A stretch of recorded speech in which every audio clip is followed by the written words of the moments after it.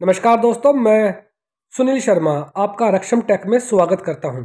दोस्तों, आज हम बात करेंगे डीवीआर या फिर एनवीआर में रिकॉर्डिंग नहीं हो रही है तो उसका क्या सॉल्यूशन है। स्टेप बाय स्टेप उसके बारे में हम बात करेंगे। फ्रेंड्स, कई बार रिकॉर्डिंग नहीं होती, उसके काफ़ी सारे रीजंस होते हैं और उसके सॉल्यूशंस भी होते हैं। फ्रेंड्स, स्टेप बाय स्टेप मैं आपको यहाँ पे काफ़ी सारे सॉल्यूशन बताऊँगा, आपने उन्हें अप्लाई करना है। दोस्तों, सबसे पहले आपने अपनी हार्ड डिस्क को जो है फॉर्मेट करना है।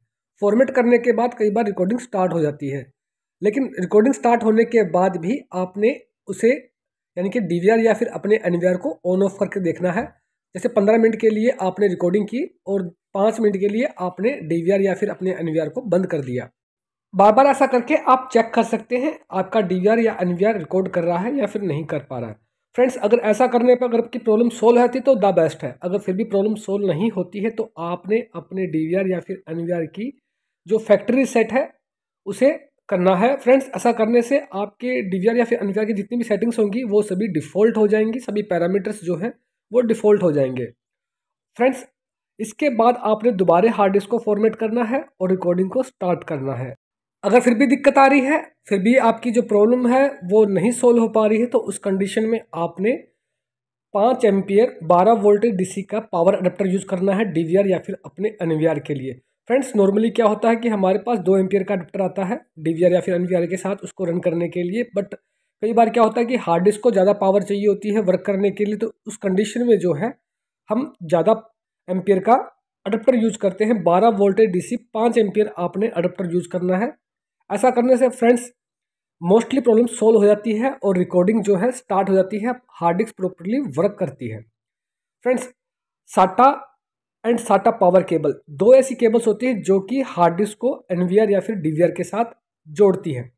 फ्रेंड्स, अगर अडेप्टर चेंज करने के बाद भी आप इस प्रॉब्लम को फेस कर रहे तो उस कंडीशन में आपने साटा और साटा पावर केबल जो है इन्हें भी चेंज कर देना है, जिनसे कि हार्ड डिस्क अटैच होती है।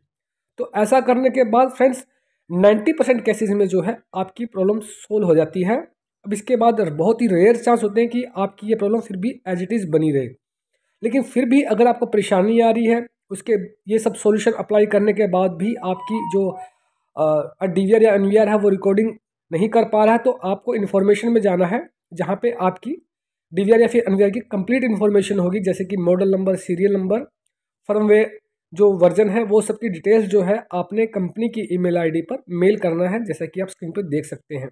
जैसे कि ये एनवीआर जो है हिकविजन का है, तो मैंने sport@pramahikwvision.com पर जो है एक मेल डाली है। उस मेल में मैंने एनवीआर की कंप्लीट इन्फॉर्मेशन डाली है कि इसका मॉडल नंबर क्या है और एनवीआर का सीरियल नंबर क्या है, इसका फर्मवेयर जो वर्जन है वो क्या है, वो सब चीज़ें जो है आपने डिटेल्स में डालनी है। और आपने इस ईमेल को जो है कंपनी की ईमेल आईडी पर, जो भी जिस कंपनी का आप डीवीआर या फिर एनवीआर यूज़ कर रहे हैं उस कंपनी की ईमेल आईडी पर आपने जो है ये मेल डाल देनी है।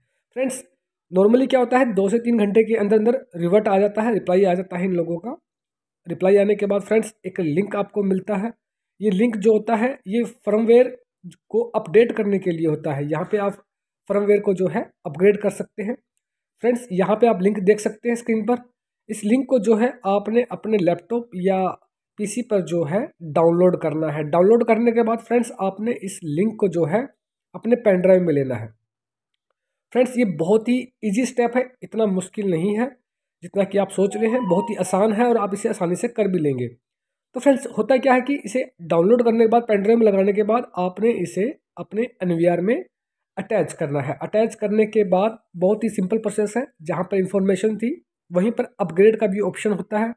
आपने अपग्रेड पर जा करके इस सॉफ्टवेयर को जो है अपने एनवीआर के अंदर जो है इसे अपग्रेड करना है।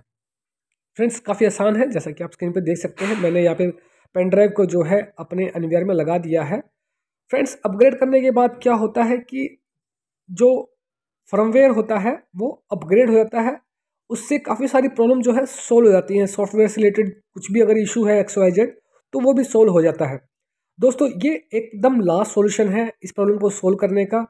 अगर आपने अडेप्टर भी चेंज कर दिया है, आपने केबल्स भी चेंज कर दी है, आपने जो फर्मवेयर जो वर्जन है वो भी आपने अपग्रेड कर दिया है, बावजूद इसके भी प्रॉब्लम एज इट इज़ बनी हुई है, तो इन दैट कंडीशन फ्रेंड्स आपको अपना डीवीआर या फिर एनवीआर जो है वो चेंज कर लेना चाहिए, क्योंकि अब इसके अलावा और कोई सोल्यूशन इसका है भी नहीं। फ्रेंड्स, हमारा वीडियो अगर पसंद आया हो तो प्लीज़ इसे लाइक करना और हमारे चैनल रक्षम टेक को सब्सक्राइब करना बिल्कुल भी मत भूलिएगा। इस वीडियो से रिलेटेड या फिर सीसीटीवी कैमरा से रिलेटेड अगर आपके पास किसी भी तरह की कोई भी प्रॉब्लम है तो प्लीज़ आप हमें कमेंट कीजिए। We will definitely reply to you as soon as possible. Friends, हमारा वीडियो देखने के लिए आप सभी का बहुत बहुत धन्यवाद। Thanks for watching. Friends, CCTV camera से रिलेटेड काफ़ी सारे इंफॉर्मेटिव वीडियोज़ आपको हमारे चैनल पर मिलेंगे, तो प्लीज़ आप हमारे चैनल पर विजिट कीजिए। एंड किसी भी तरह का कोई इशू है, कोई प्रॉब्लम है तो प्लीज़ आप हमें कमेंट कीजिए। Thanks friends.